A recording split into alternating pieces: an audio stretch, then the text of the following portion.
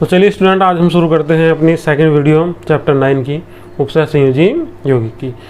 Student, आप चाहे 9th class में हो, चाहे 10th में हो, चाहे आप 11th में हो, चाहे 12th में हो, चाहे आप BSc लेवल का कोई कोर्स कर रहे हो या फिर आप BSc लेवल में हो अर्थात BSc में हो, इनमें सभी में जो आपको मैं आज पढ़ाने जा रहा हूँ IUPAC नामकरण, वो सभी में यूज़ होता है।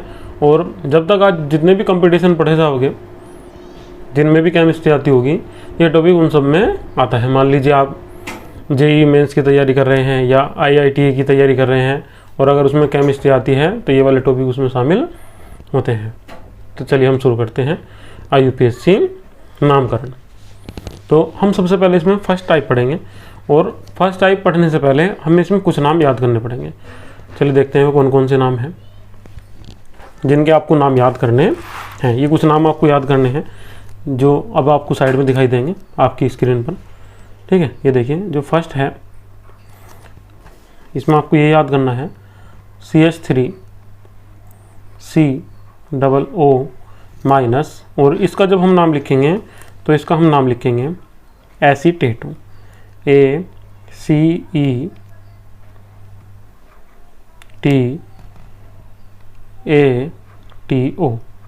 ठीक है, इसका हम नाम लिखेंगे एसीटेटो।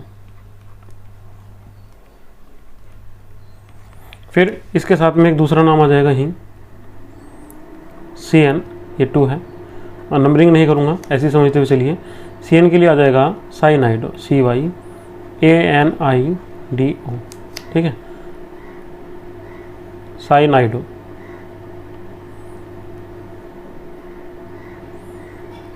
और एक और नाम देखिए इसमें Cl- क्लोराइडो। ठीक है, हिंदी में नाम इसका ही आ जाएगा क्लोराइडो।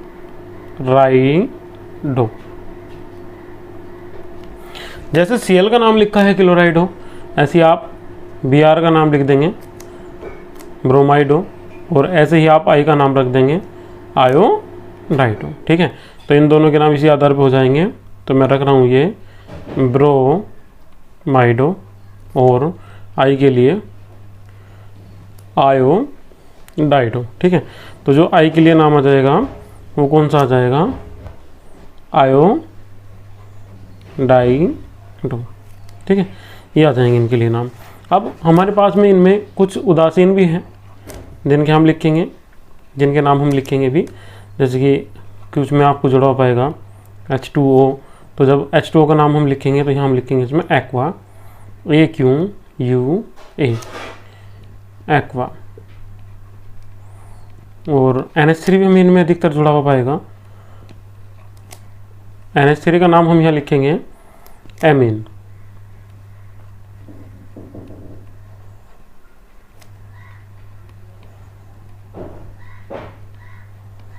ठीक है, ये कुछ नाम आपको याद करने हैं जिनसे हम अभी अपना फर्स्ट टाइप पढ़ना शुरू करेंगे। ठीक है, चलिए तो शुरू करते हैं अपना फर्स्ट टाइप पढ़ना।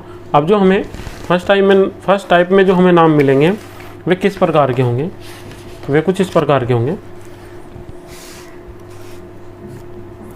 जैसे हमने फर्स्ट नंबर पे लिया है, अब मैं लिख रहा हूँ आपको हमारे इसमें क्या होगा, जब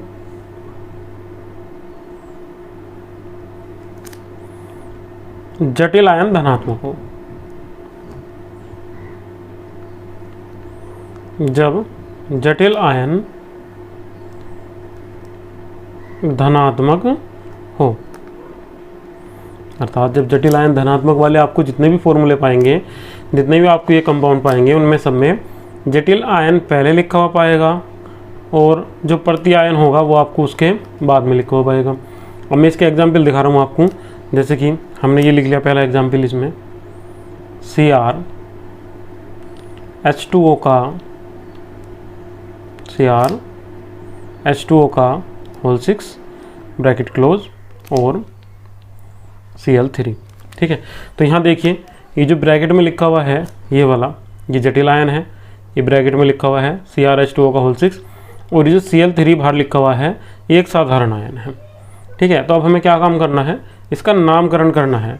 जब भी हम इनका नामकरण करते हैं तो इसके नामकरण का जो फॉर्मूला होता है वो ये होता है, सबसे पहले धनात्मक लिखा जाता है, याद रखिएगा, सबसे पहले धनात्मक लिखा जाएगा और उसके बाद में लिखा जाएगा ऋणात्मक। तो इस बात का आपको विशेष ध्यान रखना है कि पहले लिखना है धनात्मक और उसके बाद लिखना है ऋणात्मक। अब अगर धनात्मक जटिल आयन है तो पहले जटिल आयन का नाम लिखेंगे, और अगर धनात्मक बाहर उपस्थित आयन है तो फिर पहले जो बाहर उपस्थित आयन है उसका नाम लिखेंगे। ठीक है, जो भी धनात्मक होगा उसे हम पहले लिखेंगे और जो ऋणात्मक होगा उसे हम बाद में लिखेंगे। ठीक है, जो ब्रैकेट के बाहर उपस्थित हैं, जैसे कि यहाँ Cl3 है, तो यहाँ इसके जैसे 3 लिखे हुए, तो 3 के लिए ट्राई टेट्रा का किसी का भी प्रयोग नहीं करेंगे, केवल साधारण नाम लिखेंगे। जैसे कि Cl का साधारण नाम अगर Cl किसी के बाद में जुड़ जाता है, तो जब Cl किसी के बाद में जुड़ जाएगा तो उसके लिए हम क्या लिख देते हैं, उसके लिए हम लिख देते हैं इसमें क्लोराइड। अगर किसी के बाद में Br जुड़ जाता है तो Br के लिए ब्रोमाइड लिख देते हैं। ठीक है, अगर Br जुड़ जाएगा तो Br के लिए ब्रोमाइड लिख देंगे, और अगर SO4 जुड़ जाता है तो SO4 के लिए हम इसमें लिख देते हैं सल्फेट। ठीक है, इस टाइप से हम इसे लिख देंगे। अब इसके बाद में आप समझिए, ठीक है, ये हो जाएंगे हमारे पास में 3 हमने देख लिए हैं इसमें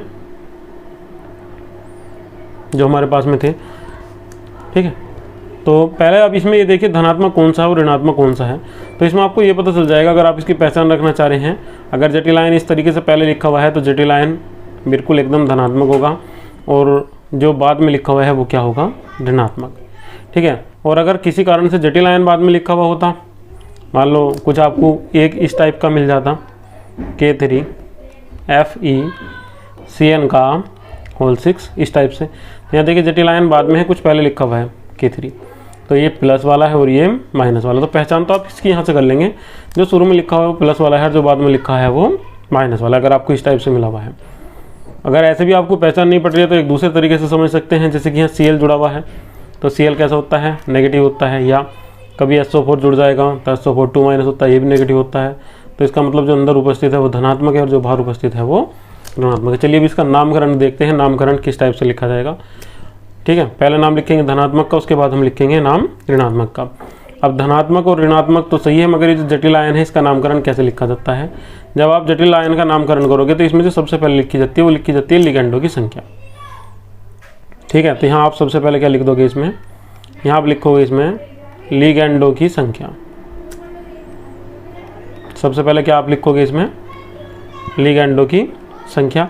जब आप लिगेंडों की संख्या लिख दोगे तो लिगेंडों की संख्या के बाद में लिख देते हैं लिगेंड का नाम, संख्या प्लस लगाना नहीं है आपको, बीच में नाम लिखती भी रहा, केवल प्लस आपको दिखा रहा हूँ कि किसके बाद में क्या लिखना है। ठीक है, तो लिगेंडों की संख्या प्लस लिगेंड का नाम प्लस धातु का नाम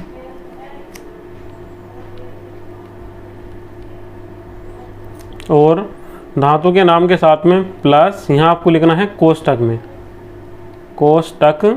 में, और वो भी लिखना है रोमन अंक में। ठीक है, नहीं कोष्टक में लिखना है रोमन अंक में। क्या लिखना है, केंद्रीय धातु आयन की ऑक्सीकरण संख्या, रोमन अंक में सेंट्रल मेटल की, केंद्रीय धातु की ऑक्सीडेशन स्टेट। ठीक है, नहीं सेंट्रल मेटल एटम की ऑक्सीडेशन स्टेट, केंद्रीय धातु आयन की ऑक्सीकरण अवस्था आपको लिखनी। चलिए इसका नाम लिख के देखते हैं। तो आप इसमें देखिए सबसे पहले लिगेंड कौन है, पहले तो ये ढूंढिए इसमें प्लस कौन है, प्लस कौन है, जटिल आयन है। माइनस कौन है, ठीक है, जो बाहर लिखा हुआ है ये सब माइनस है। तो जटिल आयन कैसा है, धनात्मक है। तो इसके लिए हम सबसे पहले जटिल आयन का नाम लिखेंगे जो फॉर्मूला हमने बनाया है। तो इसमें लिगेंडों की संख्या कितनी है, 6 है। तो 6 के लिए आप क्या लिख दोगे, यहाँ इसमें हेक्सा लिखेंगे। 6 के लिए इसमें हम लिख देंगे हेक्सा। अगर 6 ना होता या किसी कारण से 4 होता, 4 के लिए टेट्रा लिख देते हैं। 5 होता, 5 के लिए पेंटा लिख देते हैं।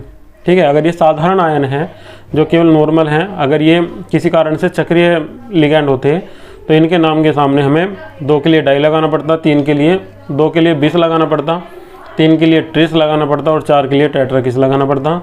मगर ये कोई भी चक्रीय लिगैंड नहीं है, तो इनके नाम के पीछे हम साधारण अंकों का यूज़ करेंगे, जैसे कि डाई, ट्राई, टेट्रा, पेंटा, हेक्सा। अगर 6 है तो 6 के लिए हेक्सा का यूज़ करेंगे, ठीक है। तो ये कितने हैं, ये 6 हैं, तो 6 के लिए हेक्सा। और H2O का नाम अभी हमने थोड़ी देर पहले लिखा था एक्वा, तो इसका नाम क्या आ जाएगा, हेक्सा एक्वा। और ये क्या है, Cr का नाम क्या होता है, क्रोमियम, हेक्सा एक्वा क्रोमियम। और यहाँ इसकी ऑक्सीकरण संख्या का पता लगा लेंगे। ऑक्सीकरण संख्या कितनी हो जाएगी, कितने ऋणायन जुड़े हुए हैं इससे, यहाँ 3 जुड़े हुए हैं। एक Cl पे कितना होता है, एक माइनस, तो 3 Cl माइनस जुड़े हुए हैं। और चार्ज कितना आ रहा है इसका, 0, ठीक है। तो इसकी ऑक्सीकरण संख्या कितनी आ जाएगी, 3 आ जाएगी, 1 2 3। अभी ऑक्सीकरण संख्या अगले जो एग्जाम्पल मैं आपको इसका पढ़ाने वाला हूँ उसमें समझा दूंगा।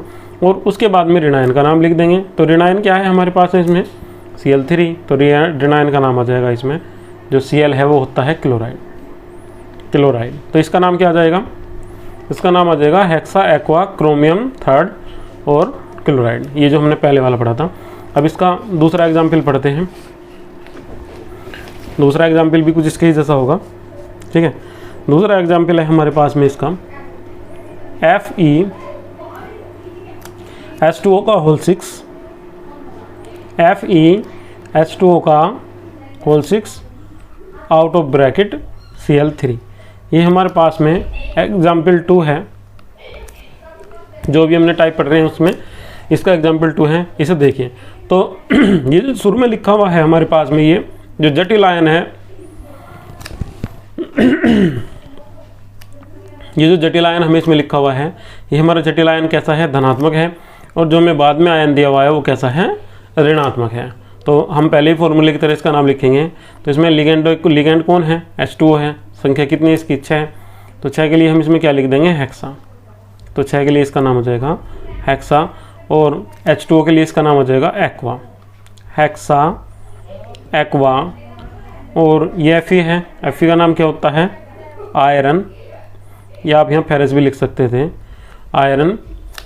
और इसकी ऑक्सीकरण संख्या पता लगाने के लिए बोल रहा था मैं आपको, कैसे पता चले करेगा। देखिए मैं आपको इसकी ऑक्सीकरण संख्या समझाता हूँ। आपको ऑक्सीकरण संख्या यहाँ से ही समझ में आ जाएगी, अलग से जैसे आप फॉर्मूले से निकालते हो, यहाँ इस टाइप से निकालने की आपको आवश्यकता नहीं है। अगर आपको एक बार से समझ में ना आए तो आप वीडियो को रिवर्स करके दोबारा भी देख सकते हैं, ठीक है। मैं आपको समझाता हूँ। देखिए ये जो यौगिक कुल प्राप्त हुआ है, इस पर चार्ज कुल कितना है, 0। तो कुल चार्ज कितना आ रहा है इसका, बराबर 0। धनायन और ऋणायन का चार्ज मिलकर कुल कितना आ रहा है, 0। हमें यहाँ ये पता नहीं है कि Fe पे कितना चार्ज है, और Fe का ही चार्ज हमें यहाँ लिखना है। पर हमें पता है H2O पे चार्ज कितना होता है, 0। और Cl पे चार्ज कितना होता है, -1। Cl के कितने हैं, 3। तो 3 Cl पे कितना हो जाएगा जी, -3 हो जाएगा। मगर इक्वल किसके है ये, 0 के। अब 0 के इक्वल कब होगा ये, जब इसमें +3 जुड़ेंगे, +3 -3 इक्वल टू 0। अब ये +3 किसके हैं, ध्यान से देखिए। H2O का चार्ज हमने लिख लिया, क्या था, 0। Cl का चार्ज भी हमने लिख लिया, क्या था, -3। एक Cl पे एक माइनस, तो 3 Cl का 3 माइनस। और इक्वल टू किसके आना है, टोटल चार्ज क्या था इसका, 0 इक्वल टू 0 आना चाहिए। तो यहाँ क्या है, टोटल चार्ज 0 कब आएगा, जब हम इसमें +3 जोड़ेंगे। अब ये +3 किसे इंडिकेट करता है, Fe को।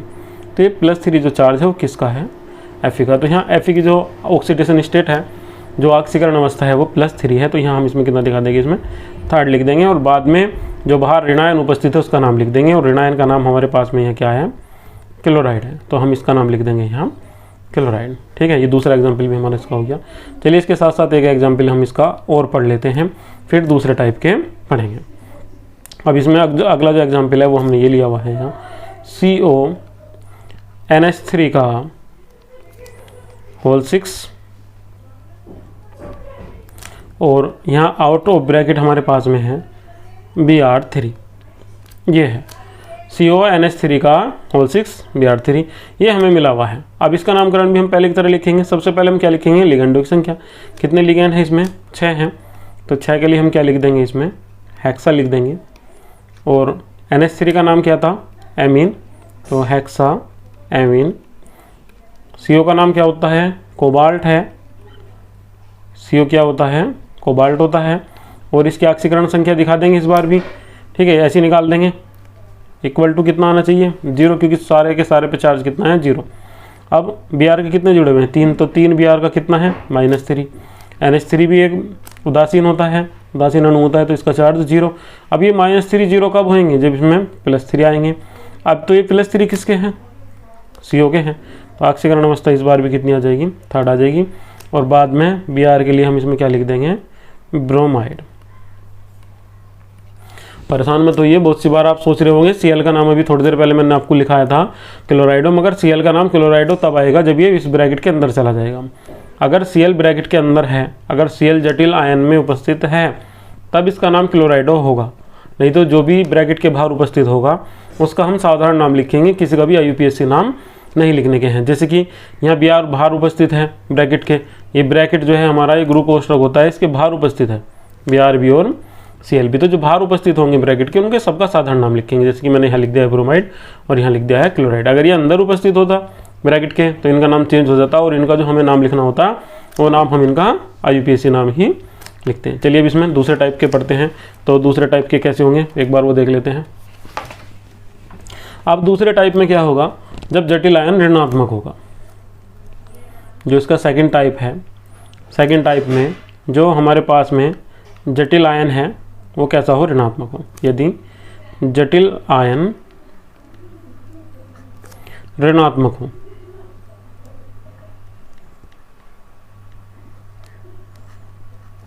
अगर जटिल आयन ऋणात्मक होगा तब कैसे लिखेंगे नामकरण, तो यहाँ थोड़ा सा चेंज हो जाएगा। ठीक है, अब पहले कौन लिखा हो पाएगा, पहले यहाँ लिखा हो पाएगा जो भी धनायन होगा वो, और उसके बाद में कौन लिखा हो पाएगा हमें यहाँ जटिल आयन। तो जब हम इसका नामकरण करेंगे तो इसका नामकरण हम पहले धनायन से करेंगे।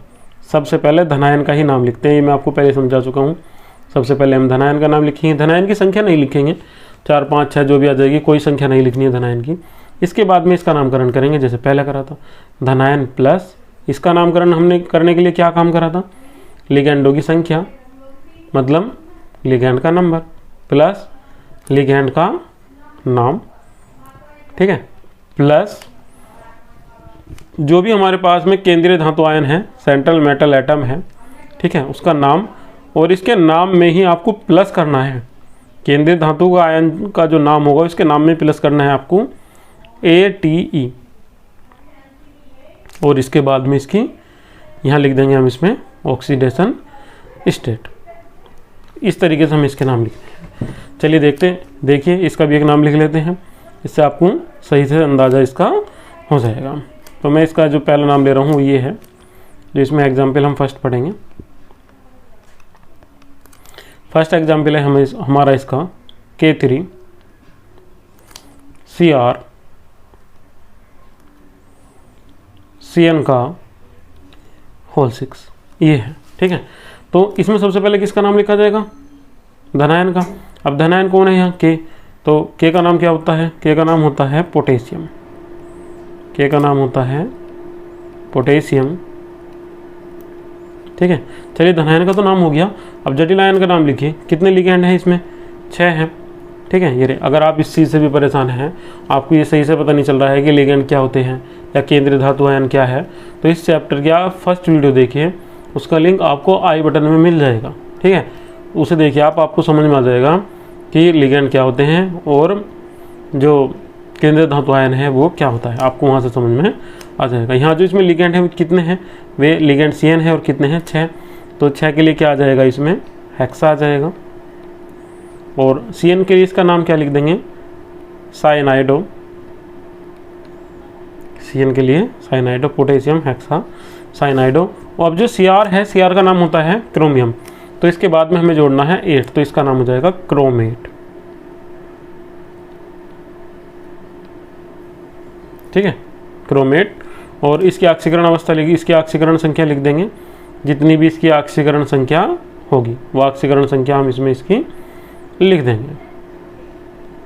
अब ऑक्सीकरण संख्या पता करिए, इस बार भी चार्ज कुल कितना आ रहा है, इसका चार्ज आ रहा है 0, 1 Cn पे होता है 1 माइनस, तो 6 Cn पे कितना हो जाएगा 6 माइनस प्लस x प्लस 1 के पे 1 प्लस, तो 3 के पे 3 प्लस।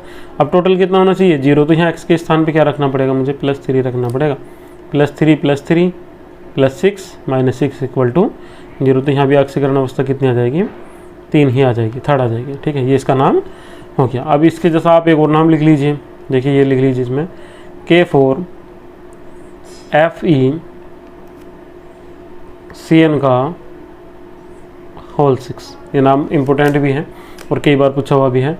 K है बाहर, तो K के लिए क्या जाएगा इसका नाम, K के लिए नाम आ जाएगा पोटेशियम। 6 के लिए क्या आ जाएगा, हेक्सा, पोटेशियम हेक्सा। CN के लिए क्या आ जाएगा, साइनाइडो। और Fe फेरस, तो फेरस के लिए क्या आ जाएगा इसमें, फेरेट। बाद में 8 जुड़ेगा, फेरेट। और इसकी ऑक्सीकरण अवस्था भी पहले की तरह ही निकल के आ जाएगी। देखिए टोटल चार्ज कितना आना चाहिए, 0। टोटल चार्ज 0 है। एक CN पे 1 माइनस, तो 6 CN पे 6 माइनस। प्लस में X लिखिए और प्लस में लिखिए 1 K पे 1 प्लस, तो 4 K पे 4 प्लस। अभी टोटल इक्वल टू 0 होना चाहिए। 4 प्लस के 4 है, माइनस के 6, 0 होना चाहिए। कब होएगा 0, जब X के स्थान पे हम क्या रख देंगे, प्लस का 2।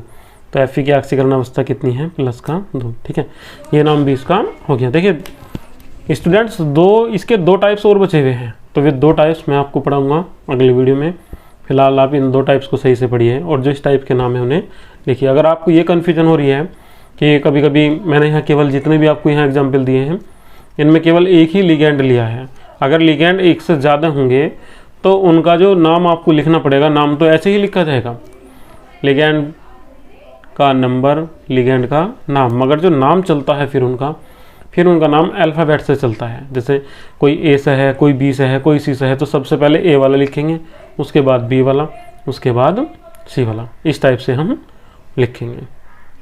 वीडियो अच्छी लगी तो वीडियो को लाइक कीजिए और चैनल को सब्सक्राइब कीजिए।